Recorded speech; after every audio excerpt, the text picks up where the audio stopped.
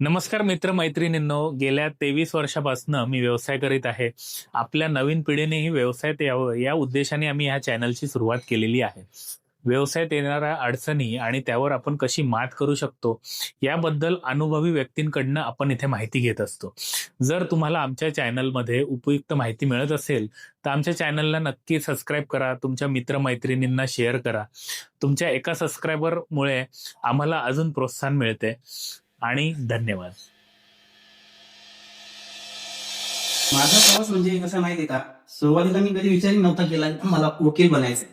आता जे ऍडव्होकेटचे प्रोफेशन आहे तर ह्याला आपण फायनान्शियली स्टेबल प्रोफेशन समजू शकतो का? तोपर्यंत तुम्ही स्वतःचं ऑफिस टाकत नाही तोपर्यंत तुम्हाला ब्रँड आहे का, नाही तर तुम्ही तोपर्यंत जंजिरच राहता किंवा कोणाच्या हाताखाली काम करता अशा ती गोष्ट. नमस्कार मित्रांनो, मी महेंद्र आज व्यापार गप्पाच्या अजून एका नवीन एपिसोड मध्ये तुमच्या सगळ्यांचं स्वागत करतो. आज आपल्या भेटीसाठी आलेले आहेत ऍडव्होकेट आकाश सर. आकाश सर गेल्या 10 वर्षापासून जे आहे ऍडव्होकेट LLB जी आहे त्याची प्रॅक्टिस करत आहेत. तर नवीन पिढीसाठी आपण त्यांच्याकडनं जाणून घेणार आहोत की जो ज्यांना वकील व्हायचं आहे किंवा जे वकिली क्षेत्र याचा विचार करत आहेत, सो त्यांचे आकाश सरांचे जे काही अनुभव आहेत तर त्याच्यामधनं आपण आज बऱ्याच गोष्टी आपल्याला शिकायला भेटणार आहेत. तर तुम्ही जर चॅनलवर नवीन असाल तर चॅनलला नक्की सबस्क्राईब कराल. तुम्हाला असेच नवीन नवीन करिअर गायडन्ससाठी आम्ही हे व्हिडिओ घेऊन येत असतो. तर चला आज सुरुवात करूया. नमस्कार आकाश सर, कसे आहात तुम्ही? नमस्कार, मी ऍडव्होकेट आकाश म्हात्रे. मी ठीक आहे, मस्त मजेत आहे. आणि मी गेली 10 वर्षापासून भिवंडी कोर्टामध्ये प्रॅक्टिस करतो. भिवंडी आणि ठाणे या 2 कोर्टामध्ये मी प्रॅक्टिस करतो. सिव्हिल आणि क्रिमिनल मध्ये या दोन्ही फील्डमध्ये मी प्रॅक्टिस करतो. त्याच्यामधला मेन म्हणजे मी जास्त करून आमचा सिव्हिलचा फील्ड आहे. क्रिमिनलचे छोटे मोठे केसेस येत नाही. परंतु ठीक आहे. आणि त्याच्यामध्ये अनेक म्हणजे तुम्हाला ऑप्शन्स आहेत वकिली व्यवसायामध्ये. त्याच्यामधला मी सिव्हिलमध्ये जास्त प्रॅक्टिस करतो. बरोबर. तर आज आपण एक नवीन पिढीसाठी हा एपिसोड जो आहे तो करत आहे.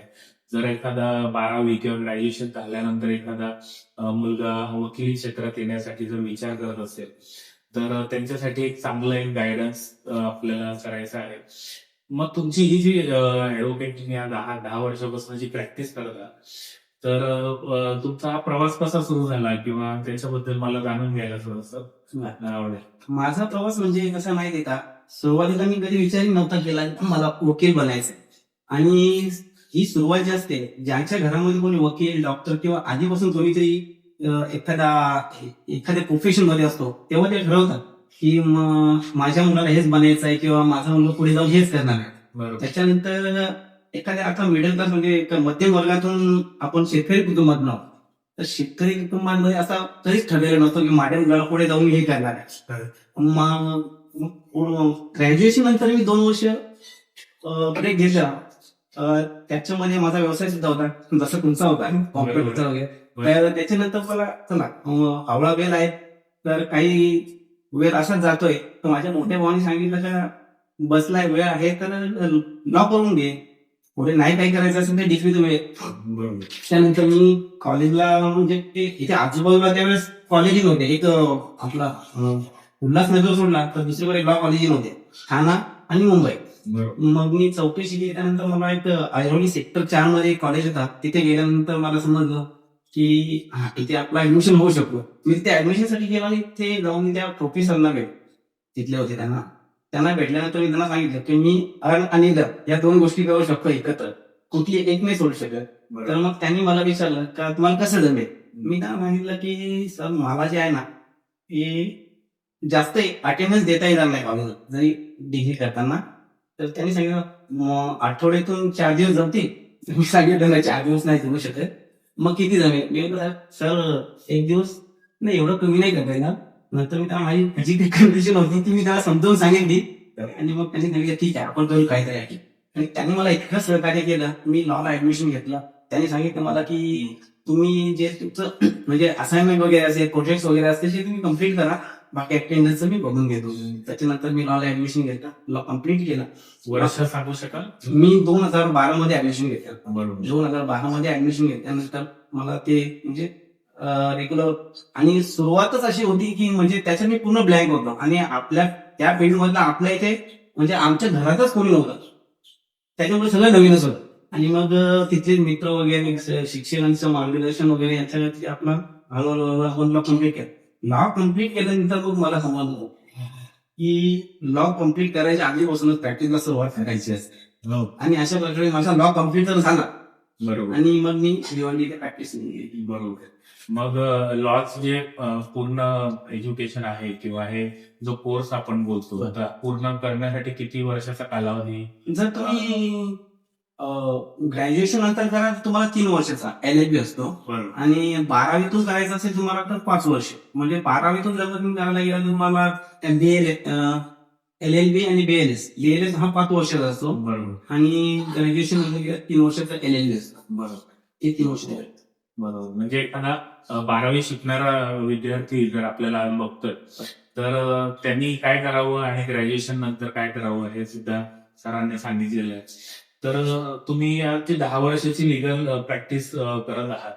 तर आता 10 वर्षानंतर ह्याच्यात काही मोठा बदल वगैरे तुम्हाला काय जाणवतो का? किंवा सुरुवातीला ज्यावेळेस मी जॉईन झालो ना म्हणजे प्रॅक्टिस मध्ये, त्यावेळेस कोर्टाचा जो सगळं काय बाबा चालायचं म्हणजे कागदोपत्री जसं काय कोर्टामध्ये दावा फाईल केला तर तो एका भाऊसाहेबांकडे जाणार, तिथून तो त्याची एंट्री करणार, तपासणार, मग पुढे जाणार स्टेम वगैरे सगळं. त्याच्यानंतर तो सकाळी दाखल केलेला दावा दुपारपर्यंत कोर्टामध्ये निघून जायचा.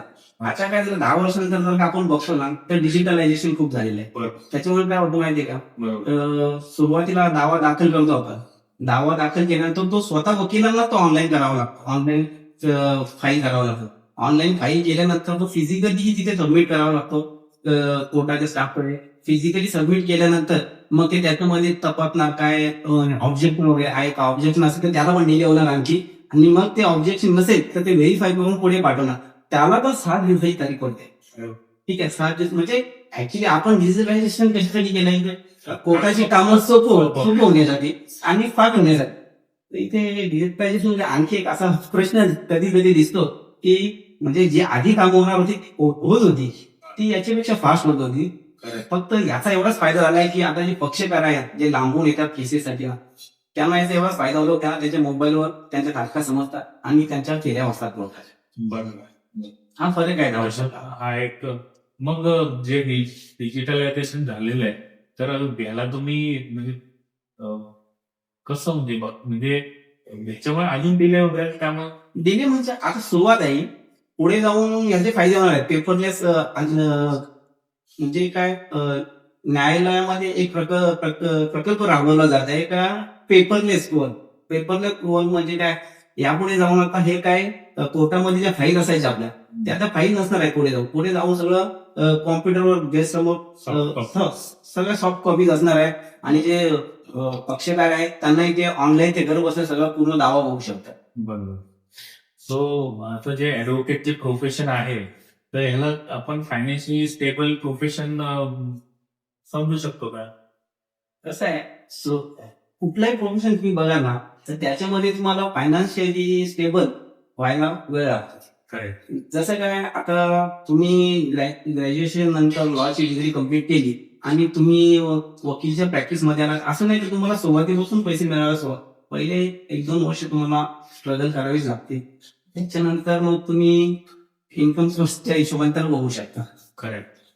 सो मग सुरुवातीला आपण लॉ आणि जी अप्रेंटिसशिप जी बोलतो लॉ मध्ये जी अप्रेंटिसशिप असते ही किती महत्वाची बघता तुम्ही, याला कसं बघता? सुरुवातीला ज्यावेळेस आताचे विद्यार्थी आपण बघतोय ना म्हणजे ग्रॅज्युएशन नंतर डिग्री कम्प्लीट करतात लॉची आणि सुरुवातीला ज्यावेळेस ते जॉईन होतात तेव्हा त्यांच्या अपेक्षा खूप असतात किंवा अप्रेंटिसशिप मध्ये पण त्यांना एवढी स्टायपेंड पाहिजे आणि पटकन मग ते लवकर पैसा कसा येईल यात पैसा लागेल. पण ह्याच्यामध्ये कसं आहे माहितीये, जोपर्यंत तुम्ही सगळं काय शिकत आत्मसात करत नाही, बेस बनवत नाही, तोपर्यंत तुम्हाला क्लायंट मिळणार नाही किंवा हवी तशी फीज मिळणार. म्हणून कसं आहे, तर सुरुवातीला तुम्ही पैशाची अपेक्षा न करता या फील्डमध्ये येण्याची तयारी असेल तरच आहे. बरोबर. मग आपण हा जो अप्रेंटिसशिपचा जो पिरियड आहे हा आपण नवीन एखादा येणारा या फील्ड आपल्या जर LLB करून एखादा इच्छुक असतो तर मग किती पकडू शकतो की इतक्या वर्ष कमी कमी करावी त्यांनी? असं काही नाही. वकिलीमध्ये अप्रेंटिसशिप करायलाच पाहिजे अशातली गोष्ट नाही. काही वकील काय करतात, सुरुवातीपासून ते इंडिपेंडेंट असतात, ते कोणाकडे प्रॅक्टिस करणे. पण गरजेचं काय आहे, ज्या वेळेस तुम्ही प्रॅक्टिससाठी कोर्टामध्ये या त्यावेळेस तुम्हाला अप्रेंटिसशिप करणं का महत्वाचं आहे. कारण बऱ्याचशा गोष्टी ज्या बेसिक आहेत त्या सिनियर कडून शिकायला मिळतात. बरोबर बरोबर. म्हणजे फायलिंग पासून तर कोर्टाच्या जेवढ्या पण स्टेप्स आहेत त्या सगळ्या तुम्हाला स्टेप बाय स्टेप शिकायला मिळते त्या सिनियर कडून. त्यासाठी तुम्हाला अप्रेंटिसशिप करणं जरुरीचं आहे. कारण एखादा सिनियर वकील जो असतो त्याच्याकडे सगळ्या प्रकारचे दावे चालू असतात. तुम्ही सुरुवातीलाच इंडिपेंडेंट व्हा. एखादी केस जरी तुमच्याकडे आली तर तुम्ही ते एकच चालत बसा, तुम्हाला सगळं स्टेप लवकर माहिती नाही पडणार. म्हणजे एखाद्या सिनियरकडे जर का सगळ्याच विषयाच्या केसेस चालू आहेत तर तुम्हाला ते सगळे विषय कमी पिरियड मध्ये शिकायला मिळेल. त्यासाठी तुम्हाला अप्रेंटिसशिप करणे फार महत्वाचं आहे. मग एक आपण अंदाज होता तुमच्या इतक्या वर्षाची जी प्रॅक्टिस आहे, तर ह्या इतक्या वर्षाच्या प्रॅक्टिस मध्ये तुम्हाला एक अंदाज तुम्ही काय सांगाल की 2 वर्षाची तुम्ही जर केली, म्हणजे हा प्रश्न याच्यासाठी की बाबा तुम्ही फायनान्शियलची अपेक्षा ठेवू नये. आपण जर असं विचार करतो नवीन विद्यार्थी आहे, त्यांनी 1 वर्ष करावी, 2 वर्ष करावी अप्रेंटिसची सिनियरकडे? पहिल्यांदा मी तुम्हाला असं सांगेन की ज्यावेळेस तुम्ही वकिली क्षेत्रामध्ये या त्यावेळेस तुमचा कुठलातरी साईड बिझनेस म्हणजे तुम्हाला कुठून तरी इन्कम सोर्स पाहिजे. कारण तुम्ही पूर्णतः जॉईन झाल्यापासून वकील मधून येणाऱ्या पैशावर डिपेंड राहतो. कारण कसं माहितीये का, जर तुम्हाला तिथे वकीलमध्ये पैसे मिळतीलच याची गॅरंटी सुरुवातीच्या काळात. मग तुम्हाला काहीतरी बॅकअप पाहिजे. बरोबर, बॅकअप पाहिजे तुम्हाला. म्हणजे कसा, इकडून नाही तर तिकडून काहीतरी उदरनिर्वाहाचं साधन असलं तर तुम्ही इकडची प्रॅक्टिस कंटिन्यू ठेवू शकता. जर का तुम्हाला इथूनच काही मिळालं नाही तर तुम्ही ते काही वेळेस इथून दुसरीकडे मूव्ह ऑन होण्याच्या प्रयत्नात राहता. आणि आजकाल जे कॉर्पोरेट लॉ आहे आणि जी कोर्ट प्रॅक्टिस आहे, तर यातलं जास्त जे प्रॅक्टिकल आहे हे कसं बघतं? वकिलीमध्ये अनेक म्हणजे जसं काय क्षेत्र, जसं काय कॉर्पोरेट आहे, रेव्हेन्यू आहे आणि कोर्टाची प्रॅक्टिस आहे, या वेगवेगळे वकिलीमध्ये वेगवेगळे फील्ड. जसं की तुम्ही कॉर्पोरेट लाईफमध्ये तुम्हाला फिक्स पेमेंट मिळेल. जसं काय legal sector, corporate legal sector असेल त्याच्यामध्ये त्यांची लिगल टीम असते. त्याच्यामध्ये ग्रॅज्युएशन नंतर तुम्ही वकिली केली तर तुम्हाला तिथे जॉबचे चान्सेस असतात लिगल टीम मध्ये आणि त्याच्यामध्ये चांगले पेमेंट असतात. ज्यावेळेस तुम्हाला इथे कोर्टामध्ये प्रॅक्टिस शक्य होत नाही त्यावेळेस तुम्ही लिगल फील्डमध्ये कॉर्पोरेट लेवलमध्ये जाऊ शकता. तिथे तुम्हाला 1 महिन्याला चांगला पॅकेज मिळू शकतो. बरोबर. सो आपण जे ऍडव्होकेट बोलतोय ना, पहिल्याच्या जे 3 वर्ष शिकल्यानंतर यांचा जो ऍव्हरेज इन्कम आहे हा आपण किती पकडू शकतो किंवा किती भेटून भेटेल असं काही सुरुवातीच्या काळात तुम्हाला फक्त पेट्रोल पुरता पैसे मिळाले तरी फार झाले वकिली क्षेत्रात. जर तुम्ही एका मिडल क्लास मधून येता आणि तुमच्या घरचा कोणी त्याच्यामध्ये वकील नाहीये किंवा त्या क्षेत्रामध्ये नाही, जसं काय काहींचे वडील ऑलरेडी वकील असतात, त्यांनी त्याच्या मुलांना ठरवलेलं असतं आम्ही आमच्या मुलाला सुद्धा वकील म्हणून ऑलरेडी त्यांच्या मुलांना काय होतं त्यांच्या वडिलांच्या केसेस ते हँडओव्हर करतात किंवा त्यांच्यासोबतच ते घेऊन त्यांना प्रॅक्टिस करत असतं. म्हणजे काय पैसे आले नाही ते हरकत नाही. तसेच काही वडील क्लर्क म्हणून काम करत असतात कोर्टामध्ये, त्यांनाही त्यांच्या ओळखीचा फायदा होतो. परंतु एखादा फ्रेश व्यक्ती एखाद्या शेतकरी कुटुंबातून मध्यमवर्गीय कुटुंबातून जातो तर त्याला नवीन क्लायंट मिळणे आणि कोणी त्याच्याकडे डायरेक्ट काम घेऊन येणारे पैसे देणे ही एक नवीनच गोष्ट आहे आणि ती अशक्य गोष्ट आहे. बरोबर. तर त्याच्यासाठी त्याला कमीत कमी 2-3 वर्ष प्रॅक्टिस गरजेची. मग त्याचा जो 3 वर्षाचा ऍव्हरेज इन्कम आपण सध्या पकडूच नाही असं नाही. म्हणून मी पहिल्याच प्रश्नामध्ये तुम्हाला असं सांगितलं त्याला बॅकअप म्हणजे दुसरा काहीतरी इन्कम सोर्स पाहिजे. बरोबर. आता हे वकिली क्षेत्र याच्यात तुमचं जे नाव आहे हे पण खूप महत्वाचं राहतं आणि याच्यात मनी सुरुवातीला आपण कशावर फोकस करणं गरजेचं आहे? कसं आहे, ज्यावेळेस तुम्ही प्रॅक्टिसमध्ये येता तुम्हाला ओळख नसते त्यामुळे तुम्हाला कामं नसतात, म्हणून तुमची ब्रँडिंग होणे गरजेचं आहे. माझे सिनियर मला नेहमी सांगायचे, म्हणजे जसं मला 1 वर्ष झाला त्यानंतर माझ्या सिनियरांनी स्वतःहून मला सांगितलं तर मात्र तुम्ही ऑफिस स्वतःच चाललेला याचा अर्थ काय, त्यांना ही कल्पना असतेच, तर जोपर्यंत तुम्ही ऑफिस चालू करत नाही तोपर्यंत तुम्हाला कामं मिळणार नाही स्वतःची. मग त्याची ब्रँडिंग ही फार महत्वाची. आणि जोपर्यंत तुम्ही स्वतःचं ऑफिस टाकत नाही तोपर्यंत तुम्हाला ब्रँड येणार नाही. तर तुम्ही तोपर्यंत जुनियरच राहता किंवा कोणाच्या तरी हाताखाली काम करता, अशा ती गोष्ट आहे. आता जे हाय अर्निंग ऍडव्होकेट्स आपण बघतो आणि जे स्ट्रगलिंग ऍडव्होकेट्स आहेत त्यातला डिफरन्स काय आहे किंवा असं याच्याबद्दल काय बोला? आणि अजून ऍडव्होकेट्स म्हणजे कसं माहिती आहे, तर मी तुम्हाला मागच्या प्रश्नामध्ये सांगितलं तर ज्यांच्या फॅमिलीमधून कोणीतरी वकील असतो ते नामांकित वकील असतात. म्हणजे त्यांना जवळजवळ 20, 25, 30 वर्ष झालेली असतात. आणि ज्या तसं मी तुम्हाला सांगितलं, सुरुवातीच्या वर्षात जसे तुम्हाला इन्कम मिळत नाही तसं तुम्ही जशी जशी तुमची सिनियरिटी वाढत जाते तसा तसा तुमचं इन्कम वाढत जातं. असं आहे. त्याच्यामध्ये काय आहे, जशी तुमची सिनियरिटी वाढते तशी तुमची फीस देखील वाढते.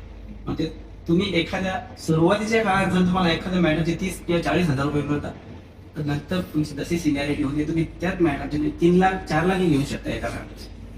त्याच्यामुळे काय सिनियरिटी मध्ये पैसे जास्त आणि जे नवीनचे वकील आहेत त्याच्यामध्ये पैसे कमी असतात. म्हणजे सुरुवातीच्या काळात जे मुलं आहेत त्यांना स्ट्रगल करणं खूप गरजेचं आहे. खूप गरजेचं आहे. आणि काही वेळेस काय होतं, तुमचे मॅटर्स वाढायला लागले ना आपोआप तुमचे कनेक्शन सुद्धा वाढतात आणि मग तुमची इन्कम सुद्धा वाढते.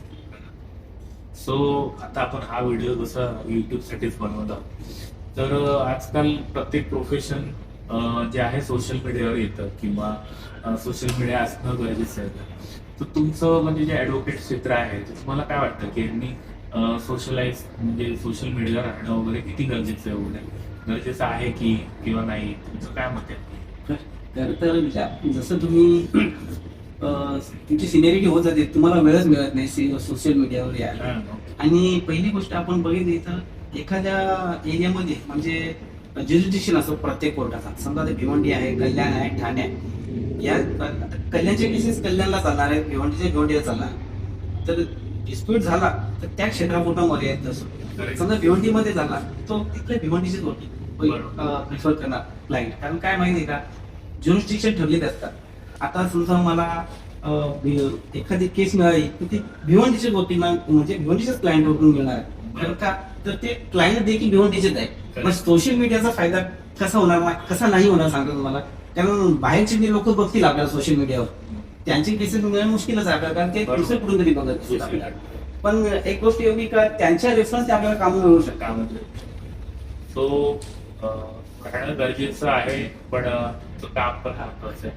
अशा दोन्ही गोष्टी मदत भेटते का मग जर आपण जर सोशलाइज झालो की ऍडव्होकेट क्षेत्रात आपण आहोत आणि आपण जर सोशल मीडियावर जर आलेलो आहोत किंवा काही व्हिडिओ याचा फायदा मदत मिळते. मदत आपल्याला फार कमी मिळते पण आपण दुसऱ्यांची मदत करू शकतो. त्याच्यात जे पर्सनल ब्रँडिंग केलं तर फ्युचर मध्ये काही तोटा होऊ शकतो का आपल्याला? अशा काही गोष्टी नाही. पर्सनल ब्रँड कसं माहिती आहे, वकिलांना पहिली गोष्ट त्याची ऍडव्हर्टाईज करायची परमिशनच नसते. त्याच्यामुळे ते फक्त आपल्या ऑफिसचे नेम प्लेट लावू शकतात, बाकी अशी काय ब्रँडिंग वगैरे करता येत नाही. जे लॉचं नॉलेज आहे याच्यात कम्युनिकेशन स्किल आहे किती इम्पॉर्टंट बघतात? लॉच्या नॉलेज सोबत कम्युनिकेशन स्किल फारच महत्वाचं आहे. कारण ते क्लायंटला म्हणजे कसं एखादी गोष्ट पटवून द्यायची असेल तुम्हाला तर ते तुमच्या कम्युनिकेशनने तुम्ही पटवून देऊ शकता. म्हणजे जसं की एखाद्या केस आहे आणि एखाद्या क्लायंटच्या लक्षात येतच नाही त्याच्यात नक्की काय म्हणजे चालू स्टेज काय चालू आहे किंवा, आणि त्याला जर ही गोष्ट आपण पटवूनच देऊ शकलो नाही तर तो त्याच्या रेफरन्स आता दुसरी कामं मिळणार नाही. आणि तो कधी कधी काय होतं, कम्युनिकेशन स्किलच्या अभावी बरेचसे क्लायंट ते दुसऱ्या वकिलांकडे देखील जातात. त्याच्यामध्ये नॉलेज सोबत म्हणजे कायद्याच्या नॉलेज सोबत तुम्हाला कम्युनिकेशन स्किल असणं फार महत्त्वाचं. आणि याच्यात क्लायंटचं जी काही केस असेल ती त्याला समजवता येणं आपल्याला तेवढंच महत्वाचं आहे. त्याच्यासाठी कम्युनिकेशन स्किल हे महत्वाचं असेल. कोर्टरूम मधला जो कॉन्फिडन्स असतो तो कसा आपण बिल्ड करतात त्याबद्दल काय सांगतात?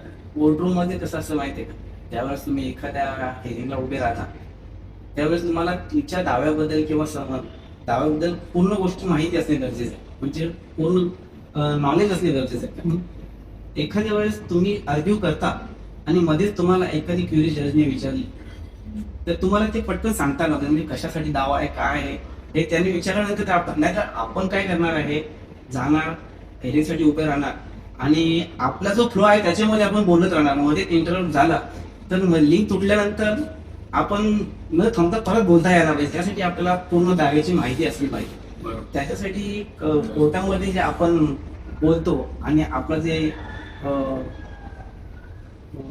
काय म्हणजे जो कॉन्फिडन्स तुम्हाला टिकून ठेवायचा असेल तुम्हाला दाव्याची पूर्ण माहिती असायला पाहिजे त्याच्या हिशोबाने आपण कोर्ट रूम मध्ये जो आहे हा कॉन्फिडन्स आपला लूज होऊ शकतो आणि ते गरजेचं पण आहे की तुम्ही ज्या क्लायंटच जे काही केस लढत आहात किंवा ती माहिती तुम्हाला असणं गरजेचं आहे त्याच्याशिवाय वेगळ्या क्वेश्चन्सवर तुम्ही काही सांगू नाही शकत जर इंग्लिश कम्युनिकेशन आहे तर जो ऍडव्होकेट करिअरमध्ये ह्याच्याशी काही रिलेटेड काही प्रॉब्लेम येतात का जर तुमचं इंग्लिश चांगलं नसेल किंवा इंग्लिश वीक असेल तर त्याच्याशी काही आहे बरं कसं आहे आता वकिली क्षेत्रामध्ये आता जास्त करून आर्ट्स मधून शिकणारी मुलं आहेत आर्ट्स मधून जी शिकतात मुलं त्यांना ग्रॅज्युएशन नंतर जास्त काय फील्ड नसतात मग त्यांच्याकडे BA आणि एक लॉ आहे म्हणजे जेमतेम म्हणजे ठरण्यासारखे तर लॉला आलेली मुलं ही आर्ट्स मधून येतात किंवा मराठी शाळेतून शिकलेली असतात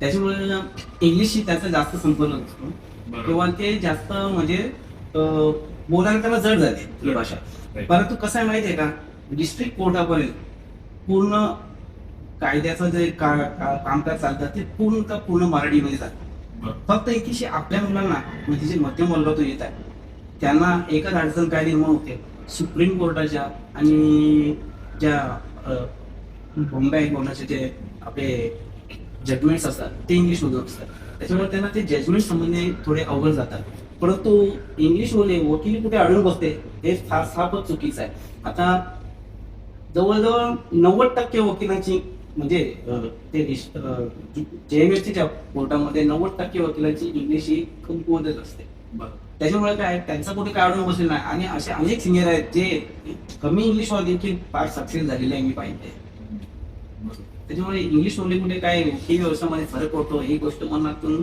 नवीन चायना विद्यार्थी काढून एक थोडस बेसिक नॉलेज असणं किंवा पुढे जाऊन बेसिक नॉलेज म्हणजे कसं आहे जसं म्हणजे आता 3 वर्षाचा लॉचा तुम्ही कोर्स करता त्याच्यामध्ये तुम्हाला तेवढीच इंग्लिश येणार असं तुम्ही भारतीय बद्दल करू शकता आणि जस्ट समोर आपण जेव्हा केस आर्ग्युमेंट करत असतो तर याच्यात बिगेस्ट फेअर काय बघता तुम्ही किंवा याच्यात काय घाबरण्यासाठी काय काही वेळेस काय ते आपल्या समोर बसलेला जज आहे ते त्यांचे जे मोठ्या पदावर बसलेले असतात बऱ्याच वेळा त्यांच्या हाशी हा आपल्याला खावा लागतो आणि जर का तुम्हाला तुमच्या मॅटर बद्दल संपूर्ण माहिती असेल तर घाबरण्याचा काही प्रश्न येत नाही आणि घाबरण्याची जरी वेळ आली तरी पण मग गप्प राहून ती वेळ काढून घ्यायची म्हणजे कसं डिले झालं तरी हरकत नाही फक्त समोर बसलेल्या व्यक्तींना घाबरून त्यांच्याशी काहीतरी उलट सुलट बोलून आपला वेळ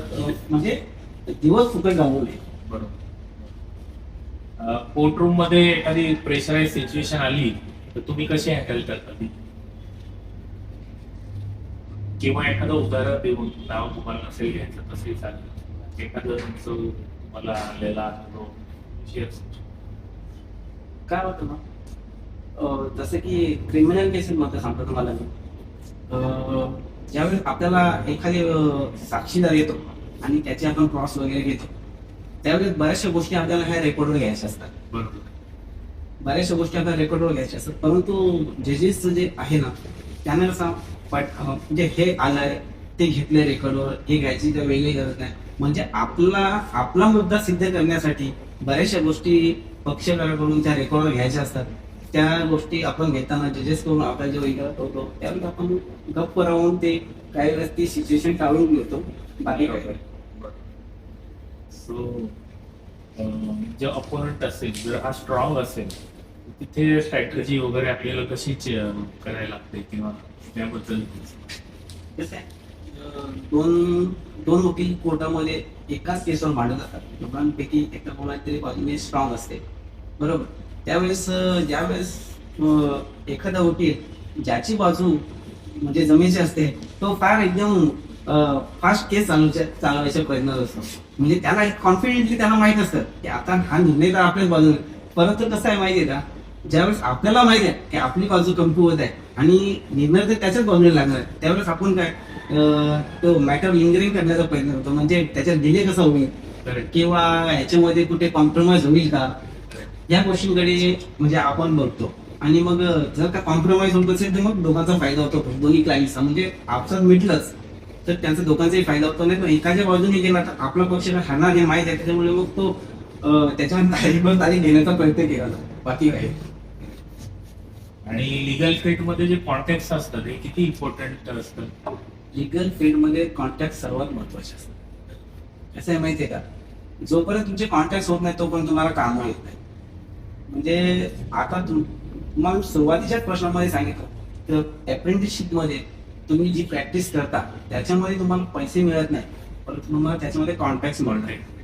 ही गोष्ट महत्वाची आहे अप्रेंटिसशिप मध्ये. ज्यावेळेस तुम्ही अप्रेंटिसशिप मध्ये एखाद्या सिनियरच्या अंडरमध्ये काम करता तेव्हा तुम्हाला बऱ्याचशा पक्षकारांची ओळख होते. आणि ते ओळखा झाल्यानंतर जेव्हा तुम्ही 2 किंवा 3 वर्ष पूर्ण होतात तुम्हाला अप्रेंटिसशिप मध्ये, तेव्हा पक्ष स्वतःहून तुम्हाला विचारतात, साहेब आपण असं एक काम होतं तर तुम्ही कराल का. मग तुम्हाला तिथून त्यांच्या रेफरने कामं यायला सोपं पडतं. म्हणून कॉन्टॅक्ट असणे फार महत्वाचं. म्हणजे कॉन्टॅक्ट आणि रेफरन्स तुम्ही अप्रेंटिसशिप मध्ये आहात, हा, ती तुमची अर्निंग आहे. अर्निंग आहे, तेव्हा तुम्ही पैशाची अपेक्षा नका ठेवू. पण तुमचे कॉन्टॅक्ट वगैरे आहेत ते तेव्हा तुम्ही स्ट्रॉंग देऊ शकता. सो आजच्या भागात बघितलं आकाश म्हात्रे सरांचा जो वकील होण्याचा जो प्रवास आहे तो आपण आज बघितला एपिसोडमध्ये. वकिली क्षेत्रात आपण व्यापार किंवा जो बिझनेस आहे किंवा ह्यातनं आपण पैसे कसे कमवू शकतो पुढच्या एपिसोडमध्ये बघणार आहोत. तर आजचा एपिसोड तुम्हाला कसा वाटला आम्हाला नक्की कळवा. जर एपिसोड आवडला असेल तर नक्की लाईक कराल. तुमच्या वकील मित्रांना तुम्ही हा एपिसोड शेअर करू शकता आणि आमच्या चॅनलला नक्की सबस्क्राईब करून जाल. धन्यवाद.